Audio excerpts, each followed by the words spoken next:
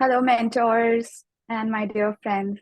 I feel I'm back in school because I always had to present first, but I'm grateful that I have this opportunity so that I can represent our batch seven's flagship project, the Global 3P Study, Providers Phonelessness Phobia. I'm Akanksha Singh and I'm a psychiatrist. So, as we've all seen, our fathers use pagers, followed by the big fat Nokia phone, to this date where we have these fancy smartphones, our Androids, our iPhones, and we can do everything. We are just a video call away from our family, and a click away from amazing food and shopping, as well like to communicate from one place to another using Google Maps. But when my battery is low and when I don't have my mobile phone, I don't know what to do. I'm like bored. And that's when I start feeling the FOMO. But it's really not fear of missing out. It's actually nomophobia. And nomophobia is exactly no mobile phone phobia. And one may feel discomfort, anxiety, nervousness without their smartphone. So it's very important as physicians that we understand that nomophobia can be overlapping with other psychiatry diseases such as anxiety, OCDs, and other specific phobias like claustrophobia, mesophobias, and acrophobias. So we have to do a thorough history and also think of other possible psychiatry disorders because there will be an overlap, definitely. So the aim of the study was to explore the prevalence, magnitude, and other related factors of nomophobia among healthcare providers. We are conducting a cross-sectional study using a web-based survey. We are doing this for 3 months. We launched our survey on the 1st of April, and we're still ongoing up to the 30th June. Our sample size is 10,000, but we've already surpassed it. So let's see what the final numbers are. We used a self-reported questionnaire, which is known as the no mobile phone phobia questionnaire. And we modified it by removing 6 questions, which were very repetitive. And we added 8 new questions, which were revolving around our habits. Like, do we use our mobile phone while going to bed, while getting up from bed, as well as do we use it while eating as a replacement for a physical activity. And we also translated our survey into Spanish, Arabic, and French. And we will be scoring the nomophobia prevalence as mild, moderate, and severe. As of today, we nearly have 11,200 responses from nearly 131 global countries. I'm happy to share a snapshot of 9,500 responses, and we nearly have 58% female healthcare providers. 38% belong to the age group of 25 to 35, and 32% were in the age group of 18 to 25. 43% belong to the South Asian race, followed by 14% from Black African and US white Caucasian. The top 5 participating countries are India, Pakistan, USA, Kenya, and Nepal. Another interesting finding was that 29% had 2 to 5 years of experience, followed by 20% who are about 6 to 10, 16% are around 11 to 20. Well, medical students were nearly 25%, followed by other 75%, which were attending physician, resident in training, and registered nurse. You would all be happy to know that our healthcare providers use their Google phones, Google Android phones, nearly 55% of them, followed by our Apple users. Another interesting thing that I'm able to show you that nearly 28% use their mobile phone for about 1 to 2 hours for work, and nearly 24% used it for 1 to 3 hours for their personal activities. Well, from a snapshot of the first 1,000 responses, we had 80% who had nomophobia, out of which 56% had mild. So in conclusion, our preliminary analysis of 9,500 responses showed that female healthcare providers predominantly were falling in the age group of 25 to 45 years. We had garnered highest number of students, medical students, closely followed by attending physicians. And about 1 to 3 hours were spent for personal related activities, followed by 1 to 2 hours on work related. So with this, I would like to highlight that significant roles that smartphones are playing in our lives. And with this, we need to understand that they can have an impact on our mental, physical well-being. So we should just do some little things like, limit your smartphone use as provide time limits to your applications.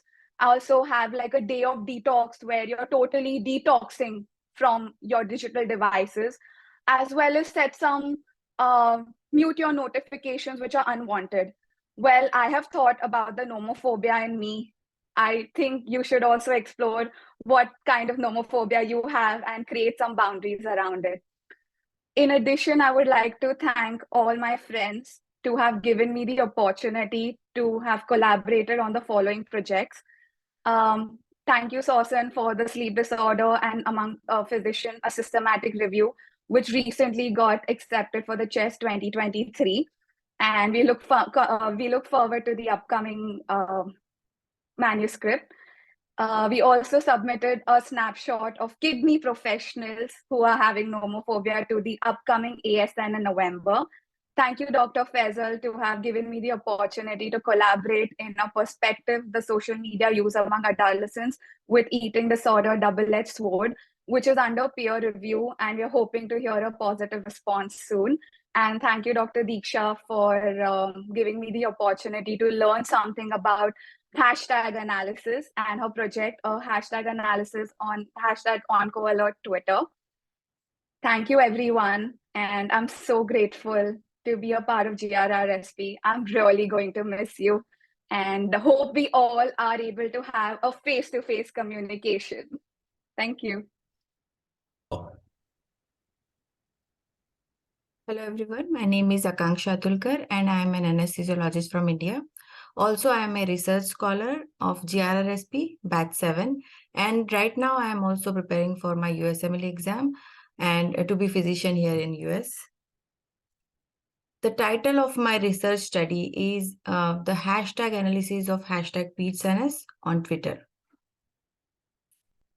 We all know that over the past decades, social media has emerged as a powerful platform for information sharing among the individuals.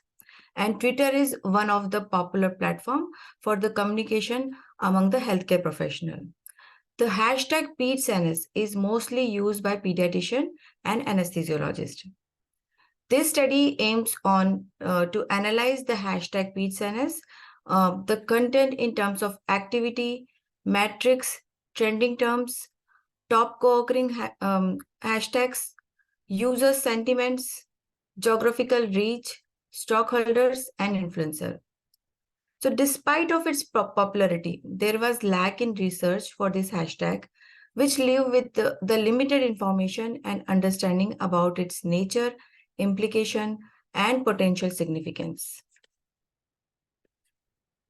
The method we used for this study was the simpler signal. The simpler signal is a research analytical tool to collect and analyze the data on tweets containing the hashtag. We have collected the data for the last 5 years, that is from March 19, 2018 to March 19, 2023. The simpler study provides insight into the total reach of the hashtag, which includes the number of unique user, total number of tweets, and the potential impression. So there were almost 6,900 tweets with the hashtag PedsNS that was analyzed. There were 10,400 unique Twitter users who contributed for the tweets, and there were 147 million impression or the views. The top 5 profession were of the stockholders were doctors, organization, advocacy groups, researchers, investigators, and individual of non-health professionals. We found that the geographical locations were diverse and scattered, and it was not just confined to the specific location.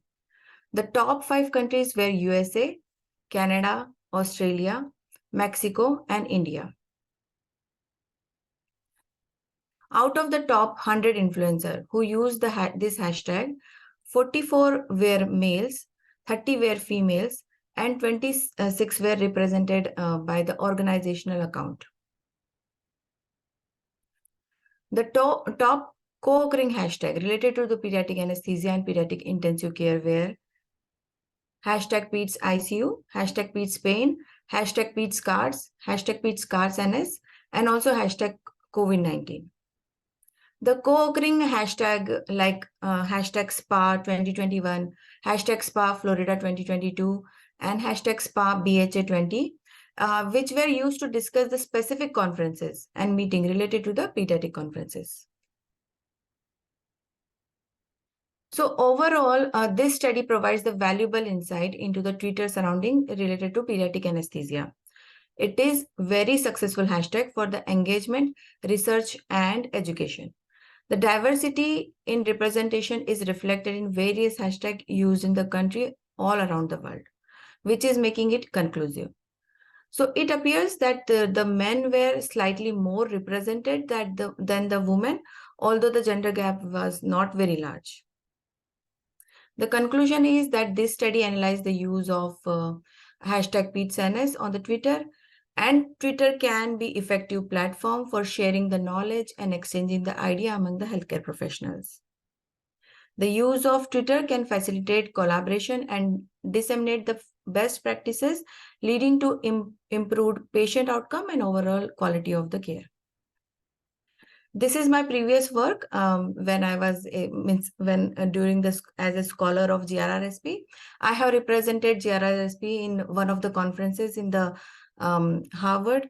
It was on pediatric anesthesia, and I presented the poster there. Also, this is my future work I will be doing. And thank you, Akanksha, for giving me chance for this 2024 Critical Care Congress poster and also paper, and Diksha for co-authoring as an analytical study for the OncoCoalert hashtag. Thank you.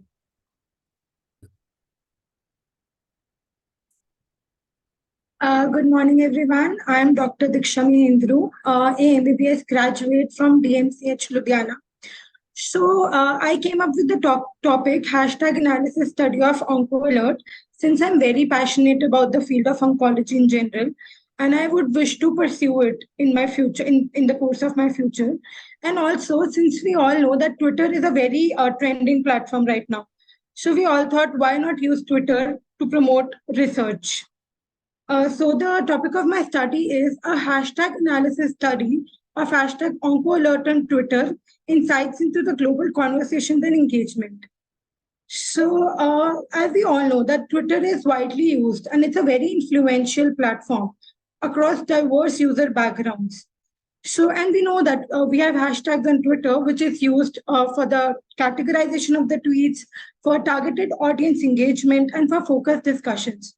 So the main focus of our research was comprehensively examining the global oncology community on Twitter, with specific emphasis on analyzing the impact of the hashtag OncoAlert. So the objective of the study was to analyze the volume of tweets, retweets, impressions associated with the hashtag OncoAlert. I evaluate the demographic characteristics of OncoAlert users, including the stakeholders, influencers, and geographical distribution, identifying the prominent co-occurring hashtags associated with hashtag OncoAlert, and assessing the overall impact and influence of the hashtag within the Twitter universe. So what was the methodology that was used to conduct this study? So we conducted a cross-sectional analysis using the data collected from March 2019 to March 2023 onwards. The simpler signals tool was used for the data analysis. The main focus was analyzing the key metrics, including tweets, retweets, impressions, unique users, and geographical location associated with the hashtag OncoAlert. And then getting the stakeholder information, identified and evaluated key stakeholders and influencers contributing to hashtag OncoAlert discussions. And we used MS Excel for in-depth data analysis and generation of results. So the results were very interesting, and we came to know that it's quite a global platform. So over a 4-year period, starting on 2019 onwards, continuing up to 2023, a total of 100,416 tweets were identified which used this hashtag.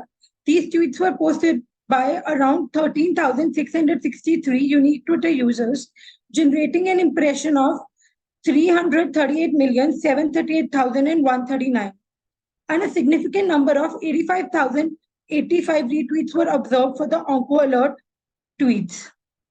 So this is the geographical trends of the users regarding the tweets. So as we can see that the most of the users belong to United States of America. That was 7,045 users. From Canada, we had 601 users.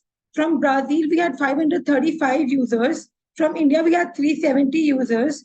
From Mexico, we had 345 users. From Australia, we had 343 users. From Switzerland, we had 198 users. From Colombia, we had 159 users. From Argentina, we had 154 users. And from Turkey, we had 125 users. Now, let's talk about the stakeholder analysis of the hashtag OncoAlert. So as we can see that the top stakeholder for this hashtag were doctors, which comprised of almost 14.55% of all tweets. Second were healthcare providers, which composed of approximately 7.54% of all tweets. Third were researcher and academic, comprising of 3.70% of all tweets. Fourth were investigators, 2.71% of all tweets, and other individuals belonging to other healthcare fields, 2.12% of all tweets. So in this pie chart, we can see that there are other stakeholders also, and many accounts were belonging to the category of unknown as well. So let's talk about the co-occurring hashtags. So the most popular co-occurring hashtags with the hashtag OncoAlert were BCSM, breast cancer, RAID-ONC, lung cancer, and the most popular trending terms were patients, breast cancer, lung cancer, social media, and overall survival. Now, regarding the data of top 100 influencers, it's very fascinating that 60 accounts were personal accounts belonging majorly to all the oncologists, out of which 40 were male doctors and 20 were female doctors. And also one interesting fact came out that out of all the oncologists, the subspecialty that the major proportion held was thoracic oncologist, GU cancer specialist, and breast cancer specialist. 20 accounts belonged to societies and network, 10 were general accounts, and 10 accounts were non-government and non-profit organizations. So now let's talk about what were the strengths and what were the limitations that we faced while doing this study. So the strengths of the study were that a systematic approach was used for knowledge sharing on such a global platform, the collaboration among individuals with diverse geographical and academic backgrounds, and the promotion of research, events, and resources for the online medical Twitter community of oncology. The limitations of the study there were practical limitations associated with the analysis methodology, content restrictions imposed by Twitter, such as tweet length and media limitations, and quantitative metrics, example, number of impressions and tweets used as outcome measures, which do not provide information on users, careful reading, and acquisition of new knowledge. So to conclude, the analysis of the hashtag OncoTwitter reaffirmed its significance in tracking the growth and impact of the global oncology Twitter community. It serves as a dynamic platform for knowledge sharing, collaboration, and engagement among diverse stakeholders involved in the fight against cancer. Harnessing the power of social media and hashtags like hashtag OncoTwitter enables collective efforts towards improving outcomes in cancer care and research. I would like to thank Dr. Akanksha Singh for giving me an opportunity to participate in a global survey. And we have successfully managed to collect approximately 12,000 responses. I would like to thank Dr. Priyal Mehta for collaborating with me in the project hashtag IB Twitter. And I would like to thank Dr. Akanksha Tulkar for collaborating and making me a part of such an interesting study talking about hashtag PGenS. And then I would like to thank Dr. Sausin Takwi for making me a part of this systematic review talking about sleep disorders among physicians, and congratulating her on getting it accepted in CHESS 2023. I would also like to thank Dr. Kashyap and Dr. Faisal Nubaz and Dr. Zara Arshad for their continuous support. And joining GRRSP was one of the best decisions anybody could take, and they actually provide you with excellent mentorship. Thank you, everyone. And thank you for your time today. I hope you find these results interesting. Hi everyone, my name is Dr. Priyal Mehta. I'm a physician from India and I'm pursuing residency in internal medicine in the USA. And my topic for today, okay. No. Hi everyone, my name is Dr. Priyal Mehta. I'm a physician from Mumbai, India, and I'm pursuing internal medicine residency in the US. And my topic for today is going viral for good, the global impact of hashtag ID Twitter on the infectious disease community in Twitter. Okay, I want to take everyone a little back in time, and I want to ask you that for several centuries, we have fought a constant battle with tiny little microbes from whenever. We have come a long way from developing vaccines, finding means of universal precautions, and development of antibiotics. The discipline of infectious diseases have always advocated for health and protection against communicable diseases. As channels of advocacies have evolved through time, the field must adapt their efforts in education, communication, and outreach to engage patients, colleagues, and general public in the most effective manner. One such means of communicating is the social networking website Twitter. Twitter has become an invaluable resource for gaining insights into healthcare communication, educational tutorials, journal clubs, and professional chats. It is also a platform for recruitment as well as public outreach, an avenue for gathering consensus. The hashtags are a very effective means of categorizing tweets and targeting a particular audience. However, in spite of all of these, there was no comprehensive analysis on the user information in the infectious disease Twitter community or of the influence this hashtag has generated. So we took upon ourselves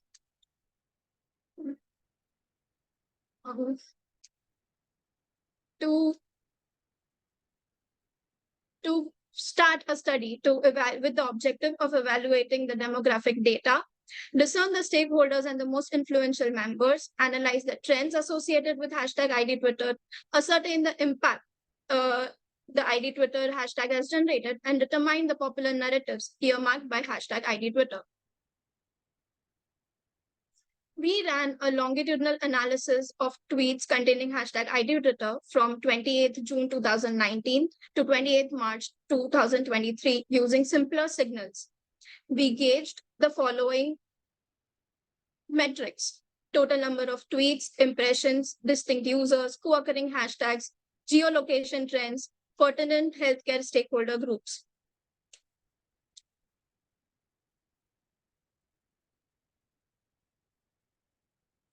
The simpler rank for influencers was an algorithm deployed to appraise the accounts that created the most profound impression upon content individuated with this hashtag.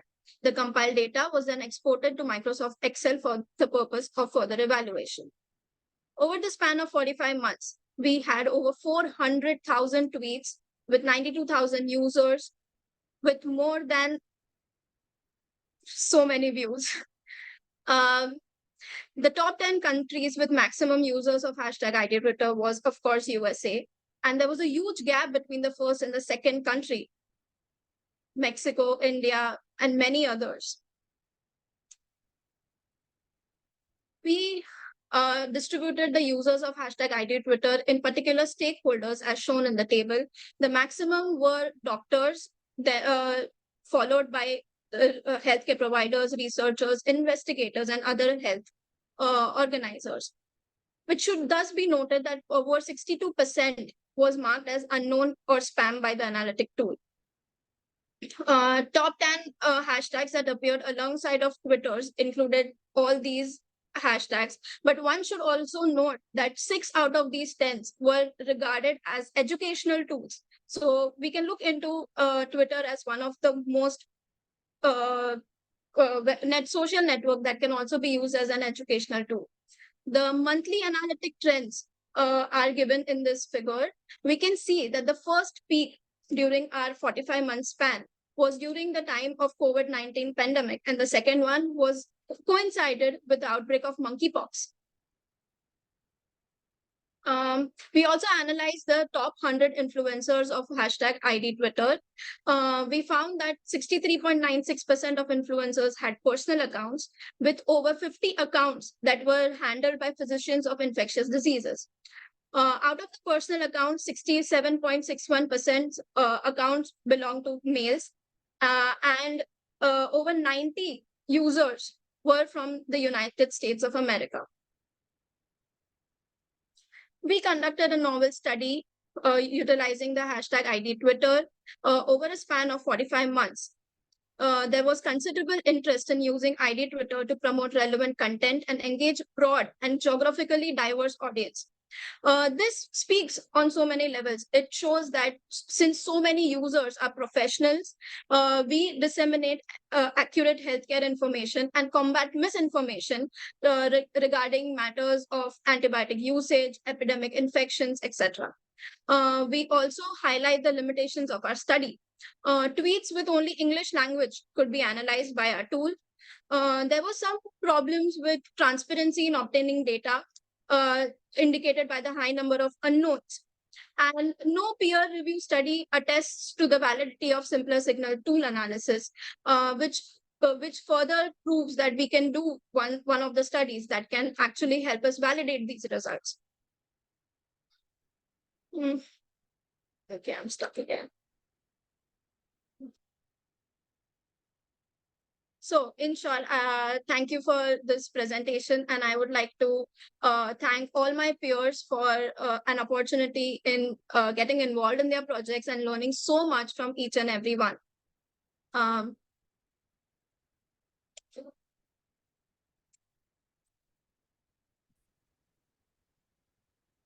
everyone, I am Hamna. I was a part of GRRSP batch 6, and it was a stroke of luck for me. I found Dr. Kashyap all over LinkedIn.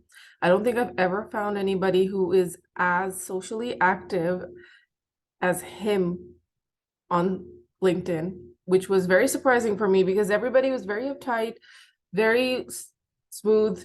No one mentioned much other than, hey, look at my new presentation that just came out. I just uploaded it to Curious and I wanted to learn and I didn't know what to do, where to go. I had a couple of abstracts, but I wanted to get into the big stuff, the nitty-gritty of it. And I spoke to Dr. Kashyap. He was very nice, very welcoming. And I started in GRRSP batch 6, and it was the most wonderful experience of my life. Why? Because I don't think even if I had gone out and done everything physically myself, I would have been able to make connections in the countries that I had with people that I had. We had people from all over the world. I myself was in Texas. Dr. Kashyap was on the other side. We had somebody in San Francisco. We had people from the UAE, India, Pakistan, everywhere. And it was the beauty of medicine, connecting minds with different resources, with different experiences, and trying to make the best of it. But Dr. Kashyap was very straightforward with us. He never lied. He said, it is going to be what you make of it. Nobody is going to benefit from this other than you. Well, technically other people did, but there's no benefit for him here. None whatsoever. He's doing this out of the goodness of his heart. He's taking time out of his weekends, which, trust me, mean a lot. And he's giving you time to mentor you, to guide you through the part that was the hardest for all of us, I think. So GRRSP was some of the best time in my life. I would have wanted to come back for another session. However, he was instrumental in helping me get to where I wanted to be. I matched into my dream residency program in Fresno, California. And that's where I am right now, in my own apartment, living on my own, orienting all of that good stuff. But life hasn't stopped after GRSP. We are still continuing to work on our projects. Manuscripts are being finished as we speak. It's not as fast as it was when we were working with Dr. Kashyap. He was right about that. Because we don't have the deadlines he's imposing, we're not doing as much. But we're still working on it. We still talk. I still have connections in places I never would have. And it's lit a fire to continue to do that in residency. So I know not everybody has the same goals, and I respect each and every single person for their goals, but this was my goal. This doctor under my name, that was the goal. And I want to thank every single person who has helped me, especially Dr. Kashyap, Dr. Nawaz, Dr. Arshad, and I implore you to do more, to keep staying inspired, to not stop, and to continue with the connections that you've made here, because they're going to last forever. But you have to work on that as well. Thank you very much. So on record, do I need to say that you paid me for saying good words? I think first of all, it's I'm very glad to be here. I think it's one of the things. I think 1.5 or 2 years ago, I went for a physical exam at Mayo, and on our way back, we were discussing how we can help folks, how we can do that. And the idea is one thing, but the implementation or execution is 99%. One of the things is we always felt that the research is a dying field in the US. If you look at the residency program, except for a few academic programs, or even in a lot of academic programs, they don't, in the past, you used to get a protected time, you used to have a lot of time to do that. But now when you go in the clinics, I think the RUV and production is the key thing. So if you look at some of the major centers, and I'll mention whether you take a Baylor, Scott and White, A&M, and all those places, the number of the publications, research has gone down. People will put out the abstracts, and I can tell you, I serve as an abstract grading committee for CHEST, I serve for ATS, SCCM, and ASSM. So all those national committee, I serve as a grader for more than 10 plus years.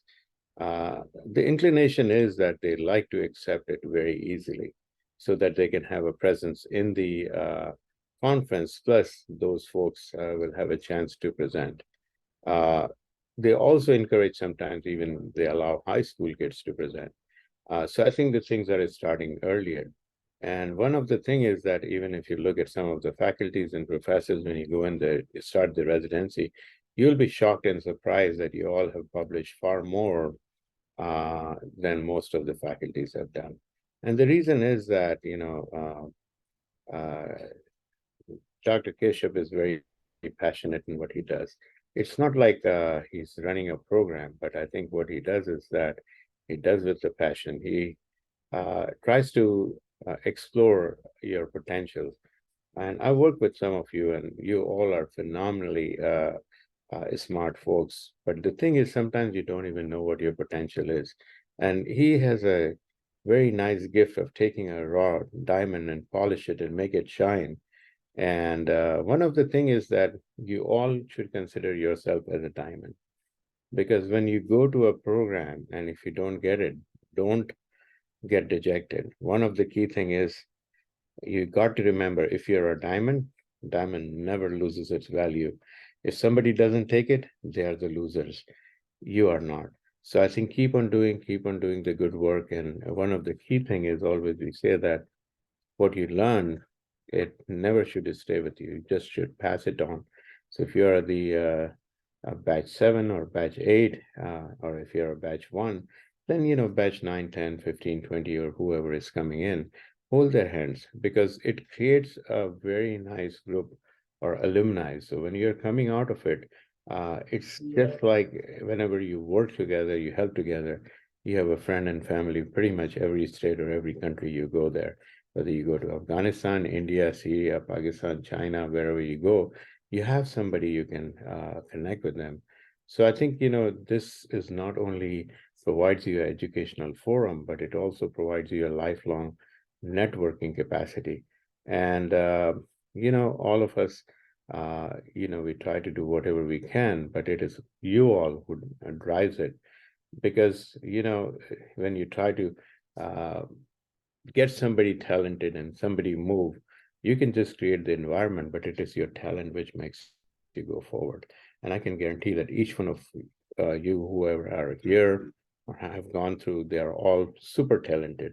And I think, you have a magician there who tries to improve and create a talent among all of you and just make you shine like a diamond. So thank you, Faisal and Zara and Rahul for doing this, because this helps to make sure that our future generation is safe. We are in the hands of a good clinician, especially we are going to be in an age pretty soon where we'll need the health services. So we want to make sure you are the best of the best and you can take care of us when we need it. Back to you, Dr. Keshav. Yeah, hi. So I just wanted to say that, yes, everyone presented really well. What I really appreciate is that everyone had a modern touch to their projects. A lot of people looking at cell phones and Twitter use, which I think is a more modern element of looking at medical research and data compared to how things were done even 5 years ago. So I think that evolution is very, very nice to see. So good job, everyone. Manasa. Hi, everyone. Firstly, congratulations to all of you for coming this far in all your projects. This was inspirational for me, I would say, first of all. Like, I learned a great deal, and I know it was an encouragement in the sense that I think now, okay, my project will also be like this. I'm also going to accomplish it very soon. So that was the best part. I really loved your presentations and all your work that you have put into it and really come this far. So congratulations to all of you, and a big thanks to Dr. Kashyap for providing this platform to all of us. Thank you so much.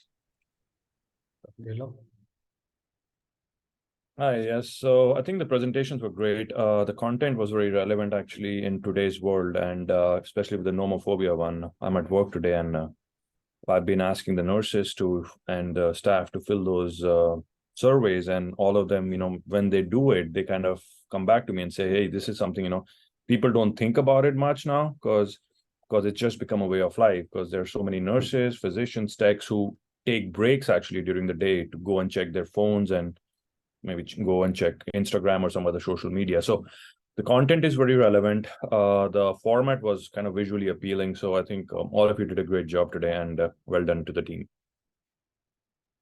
Thank you. Anybody else?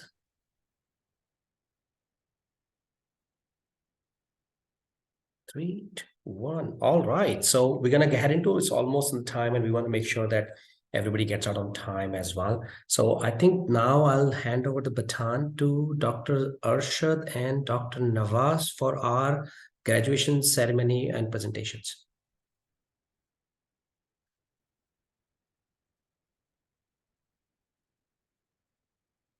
The thing you've all been waiting for. And it's amazing to actually see your projects and your presentations and your work for the last 6 months, which only you have known for this long, more than even us at that stage. So it is, of course, only a matter of credit and appreciation for some of the work all of you have been putting in. And we've been closely, of course, watching you and seeing you grow through this program. And we've managed to highlight some of those qualities through this small ceremony of awards that have come together. So I will hand it over now to Dr. Zara and kind of go over a collection of different things that we find both in today's presentations, but also how you've been throughout the program. So all of you, are you ready? Do we have any nominations and all? What you guys think, what you did, and what's going to come up in these slides ahead? Dr. Kashyap, I would like you to keep running with me. And Absolutely. Dr. Faisal, would you like to do your music that you do every time? In the background as we move ahead. Yeah, now I sound like that child at every event who has a dance or some music, and everyone just asks him, "Do your dance, do your dance." So yeah, I'm doing my dance now. Just a second.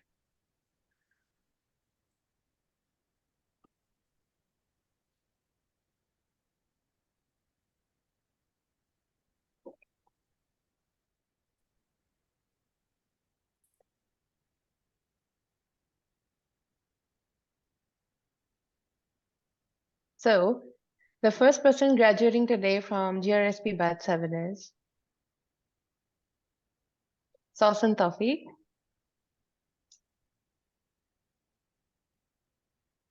Next up is Akanksha Atulkar. Then we have Priyal Mehta. Next in line is Diksha Mahindru. And last but not the least, Akanksha Singh. Moving on to some performance awards. These are based on how we evaluated you, including your research projects as well as the soft skills that you had in you ever since you joined GRSP. The first award in the category is the best presentation. This is on the basis of what you had presented today, and this award goes to Priyal Mehta. Congratulations, Thank you so Priyal. much. You can turn on Thank your you so mic and much. say a few words. Am I audible? Yes, you are. Thank you so much, everyone. This is so nice. Right. Moving on, another award for a best presentation for today, which goes to Akanksha Singh.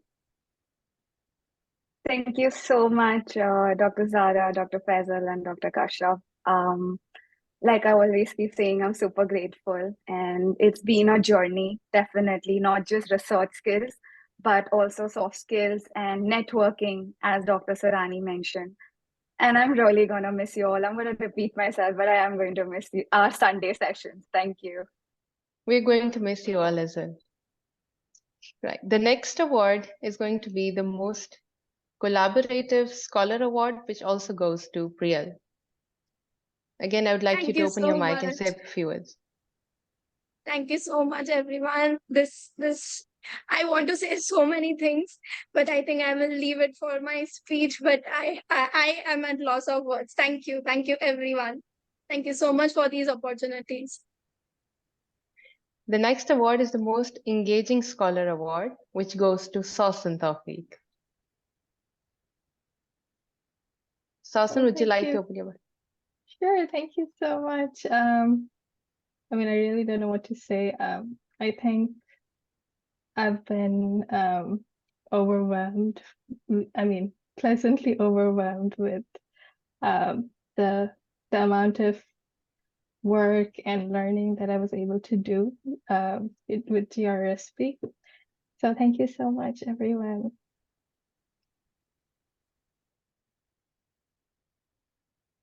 The next and the final award is the Rising Scholar Award, which goes to Akanksha Atulkar. Thank you. Thank you so much. And I am not sad because I am going to be a part of GRRSP from now. So I'm not at all sad, and I I'm was very waiting proud for to be a part somebody of to say GRRSP. that. Yeah. This is not a And goodbye. We're all moving forward. yes. Thank you so much. Thank you. Thank you, everyone. Wishing you the very best. Over to you, Dr. Kashyap. Absolutely. Thank you so much. Congratulations to all. You all are winners. So only thing is that if we give award to every single person who present, then kind of that negates the point of awards. But I think you guys did really, really well. One thing is that all of you will be, 5 of you will be included into GRSP alumni group now. So then you can stay in touch and things like that as well. Now I would like to see if we can unshare the screen and have our speaker of the class to say a few words or whatever she has prepared. And that was nominated, overwhelming majority have nominated Priyal for that. So Priyal, mic is yours and you can take anywhere from 3 to 5 minutes. Thank you so much. First of all, I would like to start by thanking Dr. Kashyap and my fellow scholars for nominating me to represent GRSP Batch 7 in thanking our mentors for the wonderful journey we've had these past 6 months. I'm at a loss of words. I don't want to say goodbye to anyone right now. And as Dr. Zara mentioned, this is not a goodbye. We have so many projects. We are going to keep working, but I would like to tell you that I have grown so much and learned so much in these past 6 months, from how to start a project to publishing one. I think I speak on behalf of the whole batch when I say that we have the best mentors who not only help us guide through our exams, our applications, our rotations. Their enthusiasm and compassion rubs off so wonderfully on each and every one of us that it just ignites a spark to do more and more and more and more. I feel like I have not done enough in these past 6 months because their energy is so much. They themselves are doing so much. They are dedicating their weekends, they are dedicating their weekdays, all their free time for us. And I just want to thank them for this. Secondly, I would also like to thank my lovely, smart, beautiful, highly talented girl gang who has taught me so much, and I have received a kind of support that is just awe-inspiring and empowering. I'm highly obliged to be a part of this amazing team who inspires me to learn and be better every single day. Thank you so much. Actually, just today, actually, the real gem of a feeling that I have inside me is probably summarized by one word, which is belonging. I think that's what I have felt knowing each of you over the past 6 months. And that's only because you chose to belong to GRRSP. You chose to grow with us. And that meant making mistakes. That meant asking questions that were maybe at that time completely impossible in your mind. Making that impossible possible was what you did in these 6 months. We were around, we were there, sort of giving you the push where you needed it. But then we knew from the beginning when we saw your emails early on, or it was your CV application, and just sort of seeing that potential you brought in. I think we never kind of doubted that side of you. And that's why you saw that energy coming in, because we saw the end product from day one itself. We envisioned this day way behind, even before your projects were chosen. And that's only because it's your own efforts. I think your journeys are going to stick with you for life. And every time you're going to come up at a stage in your life where it feels like, I don't know if I can do this again. I don't know if it's too late or if it's too much for me now.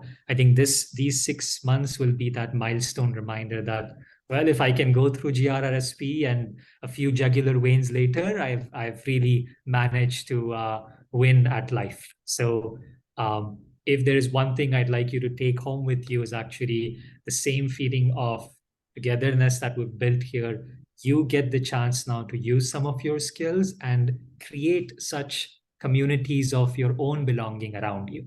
This is going to happen in the most unexpected places you can think of. But you are a very important part of this community we've built today, be it research, be it women in leadership, be it systematic reviews, social media projects, cheering each other up, taking each other's backs and making sure you're following up with it, becoming study buddies along the way.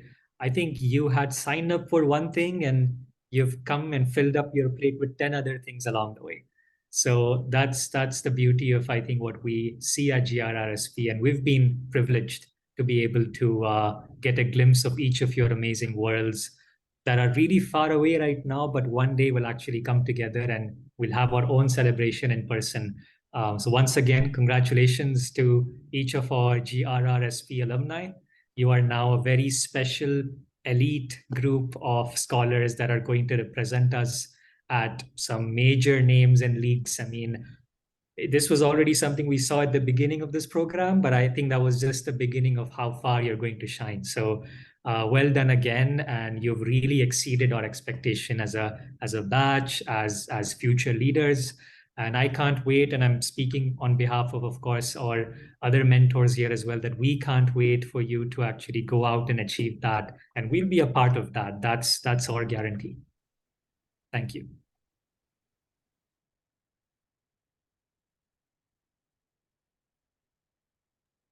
Very well summarized, Faisal. I would like to keep this very short. We don't have a lot of time ahead as well. What I would like you all to, remember is that with GRSP, we keep 3 words in our mind at all times: research, mentorship, and networking. And with this batch, I think we had the most of all of these 3 things.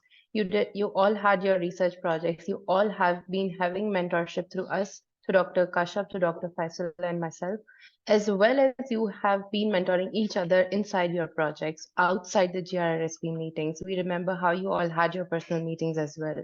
So that's your win. And then networking. You all did not only network within the sessions, you have networked outside as well in the form of your study groups for your exams and whatnot. And we also know a lot of situations came up where all of you were actually covering each other up. That is what networking is. So I really appreciate how you've all bonded through this batch and how you've owned your projects. Mentor-mentee bonds are not always one-sided. It always has to be mutual. And the more you take from it is when you're actually getting more out of it as well. And you have all proven that. And this is going to be a prototype for you for your life. Actually, every time you're looking for a mentor, now you know what you want to do, because you know what you are going to expect from your mentor. You are going to also know what you should be giving back to it. So again, congratulations to all of you for your excellent projects. Some of the work may be left on it, but most of it is done. Congratulations to all of you for being here for 6 months consistently. I wish you all the best after this meeting, and perhaps we would meet in meetings ahead. Like we met Hamna in this meeting, perhaps in the coming meetings, we'll be meeting some of you. So that's how I'd like to end it today.